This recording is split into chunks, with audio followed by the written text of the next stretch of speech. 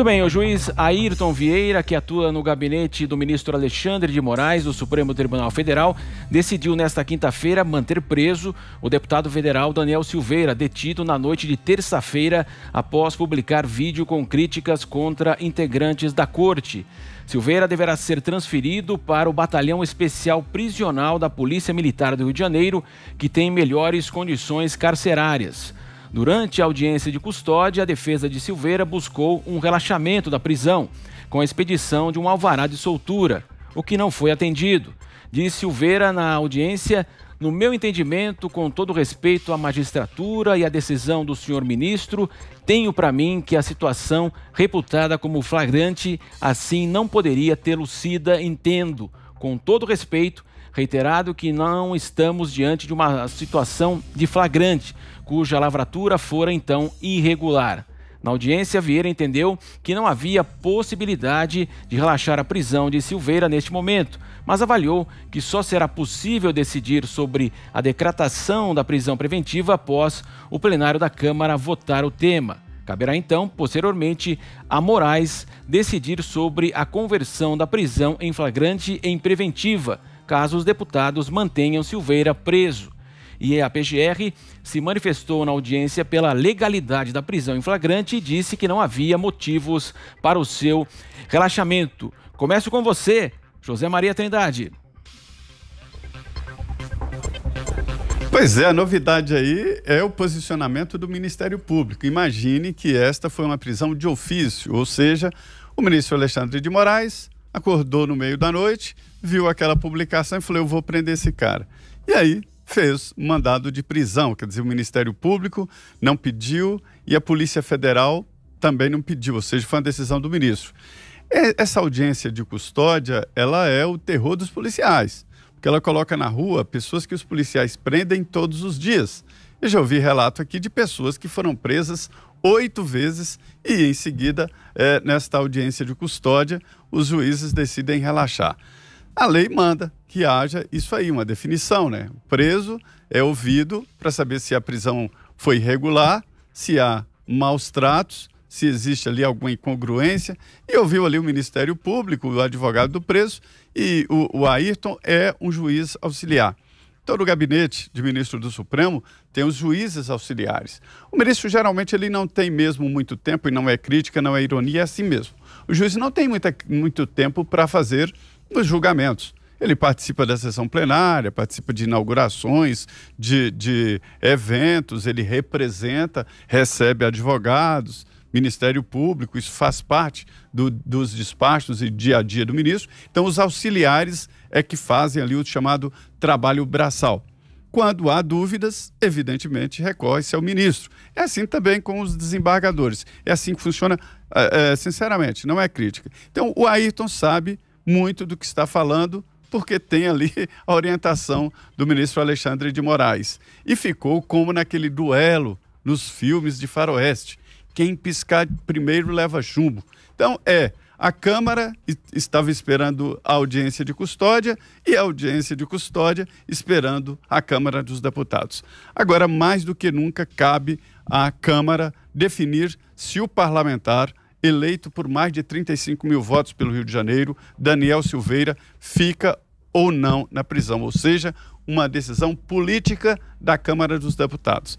Eu vou adiantar aqui que o deputado Daniel Silveira, por não participar daquele chá das 5, daquele acordo entre excelências na Câmara dos Deputados, ele vai enfrentar dificuldades no plenário da Câmara dos Deputados. Ele denuncia erros dos próprios colegas, ele incomoda os políticos tradicionais e por isso mesmo não faz parte desse grupinho. E aí o que vai acontecer? Agora os deputados vão à forra, né? Vão tentar votar pela manutenção da prisão dele. E aí ele fica nas mãos dos ministros do Supremo. A situação se complica, porque agora o Ministério Público, só agora, apresentou a denúncia contra ele, né? E aí já com provas e tal, e facilita a rapidez no julgamento do Supremo, que está por aqui com ele também. Então, esta é a situação, não há ainda uma definição e estamos aí assistindo uma costura, uma tentativa de acordo. Fiuza, como é que vai terminar essa história, Fiuza?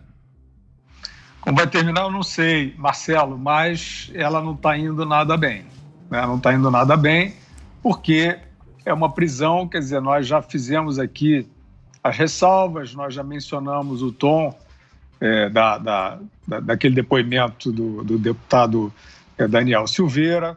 Né? Eu acho que eu destaquei também essa questão dele se referir ali, eu não entendi bem qual foi a finalidade, mas ele fez uma referência ali ao AI-5, né, como um instrumento que em outras ocasiões já serviu, o que eu depreendi da mensagem, que já teria servido como um alerta para instituições. Isso não é aceitável. Eu nem sei se o próprio deputado desejou fazer a alusão dessa forma, mas isso aí não se pode transigir com isso, não se pode transigir com nenhum instrumento autoritário, qualquer um presente na história, como aí um precedente para corretivo institucional. Né? Então isso aí está completamente errado e eu acho até que destoa da atuação em geral do deputado Daniel Silveira, que é um deputado aguerrido, etc., mas que tem feito um bom combate aí, né, em relação justamente a essa questão dos desvios institucionais, dos abusos institucionais. É um crítico ali associado ao presidente da República que vocaliza muito dessa rejeição da sociedade, da população aos abusos das instituições. Agora, a prisão dele, até aqui, não está demonstrada, né, não está calçada. Né? Essa prisão de um parlamentar que tem imunidade, né, justamente conferida, eu sempre faço a ressalva. Né?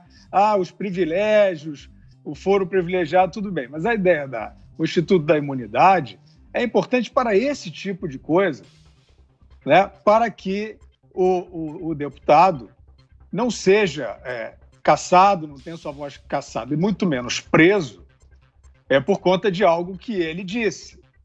Né?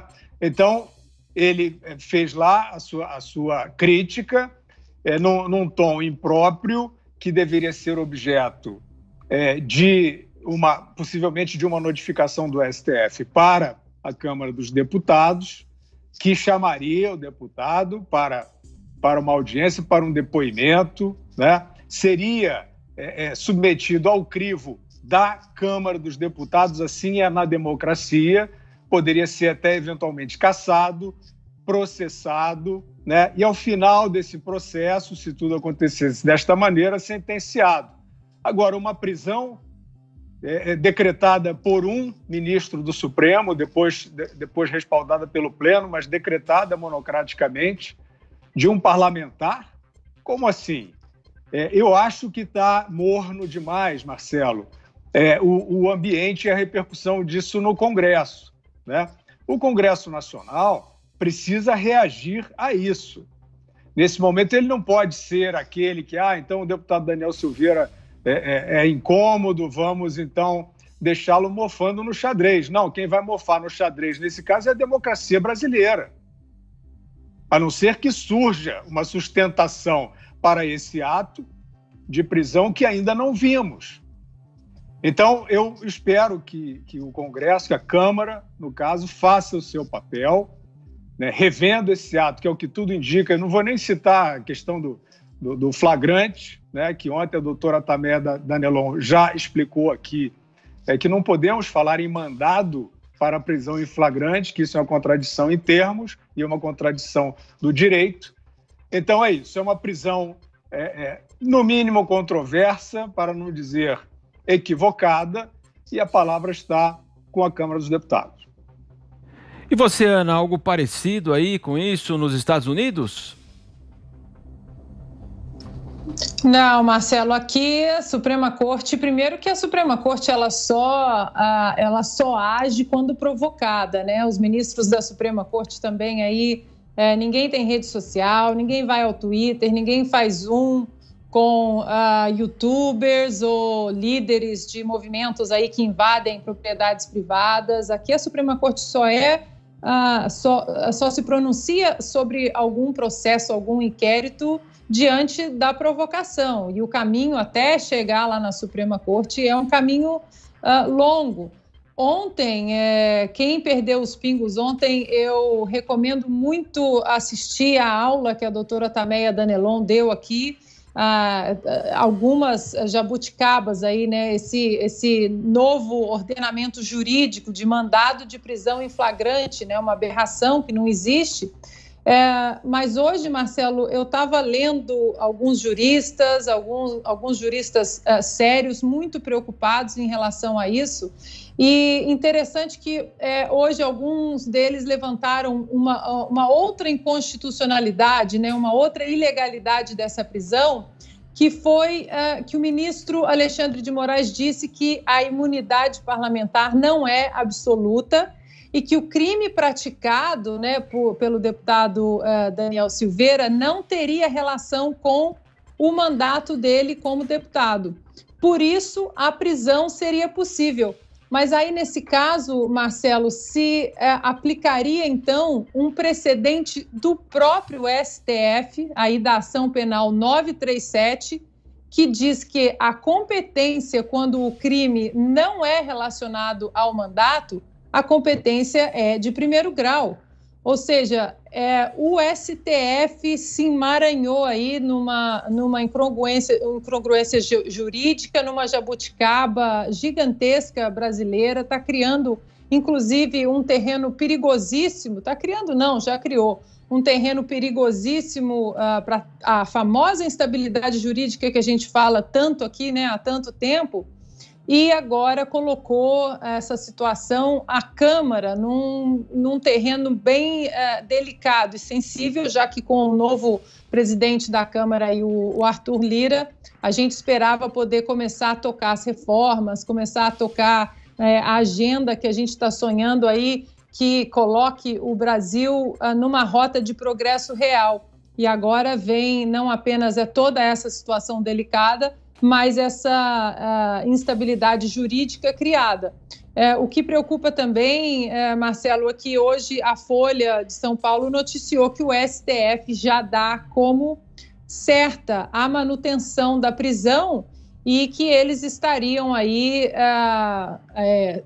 perseguindo, né, de uma maneira muito discreta alguns deputados e avisando que eles têm que votar a favor da manutenção aí, da prisão do deputado Daniel Silveira, já que são dois processos, são dois inquéritos ali no STF, né, das fake news e dos atos antidemocráticos, e que esses inquéritos eles estão sendo usados aí. Isso foi algumas conversas que eu tive com alguns parlamentares hoje, que esses inquéritos estão sendo usados como ferramentas de coação. O Zé pode até depois trazer algumas notícias aí dos bastidores em relação à manutenção da prisão do deputado Daniel Silveira. Então, preocupa tudo, isso tudo preocupa muito, porque não apenas a instabilidade jurídica em relação ao conflito entre dois poderes, mas também a inconstitucionalidade e a ilegalidade de tudo isso que está acontecendo aí diante dos nossos olhos.